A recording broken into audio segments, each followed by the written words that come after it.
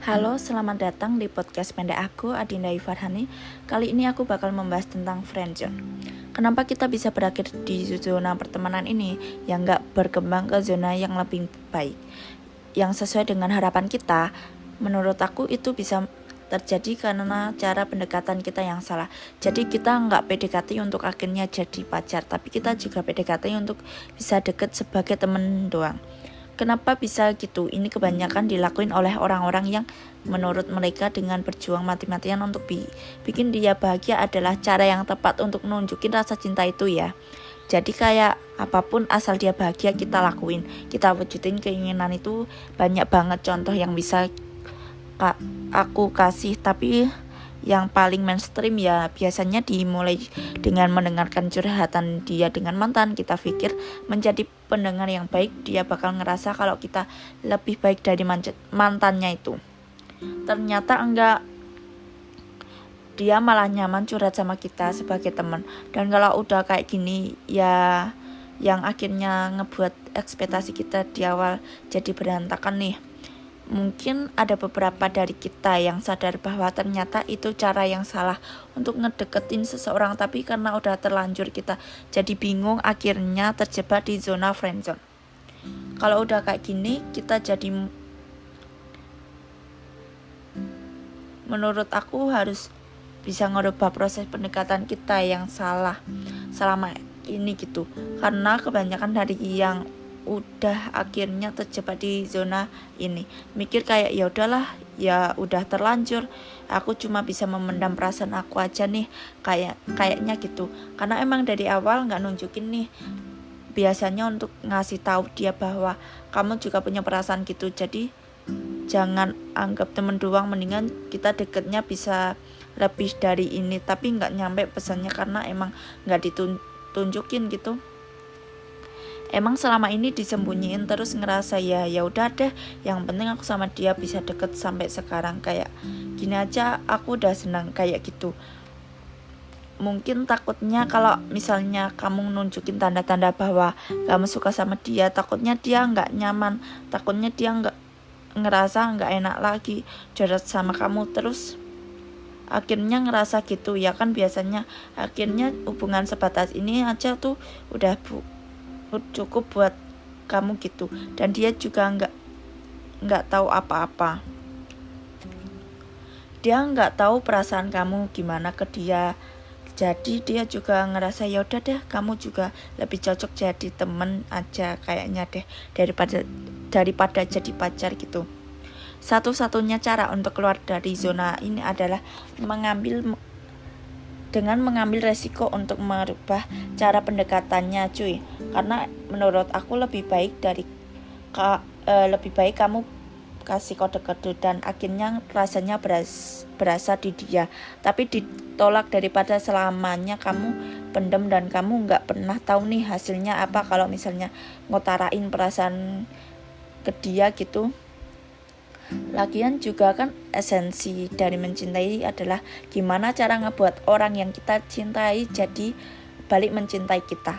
Meskipun gak harus berhasil ya, karena ya udahlah, kalau ternyata dia gak punya rasa buat kita, mendingan diakhirin sekarang dan pergi cari yang lain daripada kejebak friendzone kan, kayak gini kan. A bitter ending is better than an endless bitterness buat aku. Dan kalau misalnya kamu lagi ada di zona ini, mendingan segera putusin gimana caranya untuk bisa ngungkapin perasaan kamu ke dia.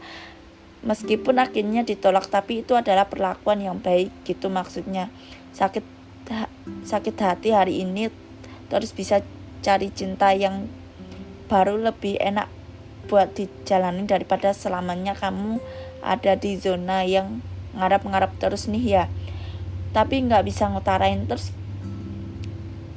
Terus gimana Din supaya PDKT-nya bisa berubah nih prosesnya?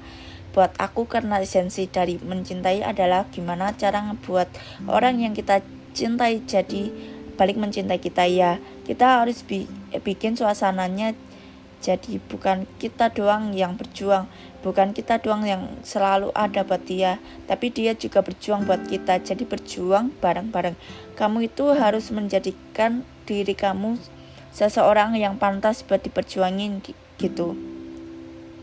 Itu karena kadang tarik ulur di awal PDKT itu pentingnya supaya kita bisa lihat gitu apakah dia cari bakal cari kita gitu kan. Kalau kita nggak ada, karena kalau kita terus-terusan ada dia itu nggak bakal ngerti gitu seberapa penting kita buat dia, karena dia nggak pernah dikasih waktu untuk cari kita gitu.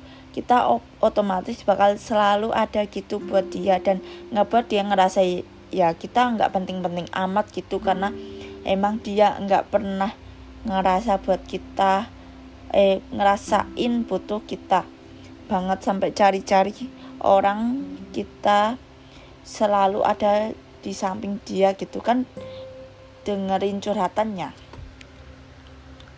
Nah kalau hilang-hilangan nih, dia jadi punya banyak waktu buat mikirin kita, itu adalah cara yang bagus gitu untuk ngebentuk bahwa ternyata dia ngerasa kita itu penting juga di hidup dia, supaya dia ngerti, oh kayaknya dia juga punya rasa nih ke kita. Emang kedengarannya kayak wah jahat juga ya Din kalau caranya kayak gitu ya, tapi menurutku jadi sebuah keberuntungan buat kamu karena ngedengerin podcast ini. Kamu jadi ngerti bahwa ternyata cinta juga ada strateginya gitu. Ya emang cinta sebuah permainan ya, permainan. Kalau misalnya kita enggak berusaha jadi pemain di permainan ini, kita bakal dimainkan sama orang lain gitu, sama orang yang kita sayang juga bisa gitu. Jadi menurutku tinggal gimana kita dirubah sedikit gitu ya sudut pandang kita, supaya ngerti bahwa mencintai seseorang juga perlu hal-hal yang dilakukan ya, strategi ini supaya orang yang kita suka juga bisa balik suka ke kita gitu. Apa ya istilahnya, jangan bucin lah ya, jangan ngerasa kayak kita terus-terusan ngasih apapun buat dia, karena itu menurutku cara PDKT yang salah, bikin dia balik ketergantungan kalau bisa sama kamu. Jadi kedepannya lebih enak gitu ngejalaninnya. Waktu dia butuh jangan kamu datang menunjukin bahwa kamu selalu ada, tapi biar dia yang datang cari kamu di tempat biasa. Cukup gitu saja yang aku sampaikan. Ketika ada salah kata aku minta maaf. Selamat beraktivitas kembali guys. Bye bye.